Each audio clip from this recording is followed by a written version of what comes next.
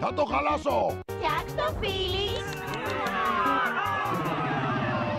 Κλείνουμε! Τελευταίο παιχνίδι, όλοι έξω! Για πάνω από 30 χρόνια κάνει την ίδια δουλειά. Είμαι ο Ραλφ. Θα το χαλάσω! 30 χρόνια το κάνω αυτό. Είναι δύσκολο να αγαπάς τη δουλειά σου. Θα το φτιάξω! Όταν δεν σε συμπαθεί κανένας επειδή την κάνεις. Θα το χαλάσω! Θα το χαλάσω! Πρέπει να είναι ωραίο να είσαι ο καλός. Σε ευχαριστούμε, Ραλφ. Είμαι ο Ζανγκίφ και είμαι κακός. Γεια σου, Ζανγκίφ! Ραλφ, είσαι ο κακός. Αλλά αυτό δεν σημαίνει απαραίτητα πως είσαι κακός. Ζόμπι, κακός! Γεια σου, Ζόμπι! Γεια σου, Ζόμπι. Να αγαπάς τον εαυτό σου. Δεν θέλω να είμαι πια ο κακός.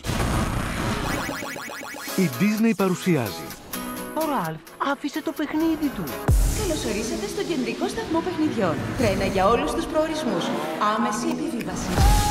Όλα αλλάζουν τώρα. Ραλφ, άλλαξες παιχνίδι. Φύγε από το παιχνίδι, φιλαράκο! την ιστορία ενός απλού ανθρωπάκου που ζητά λίγη αναγνώριση. Πώς σε λένε? Με λένε Ραλφ.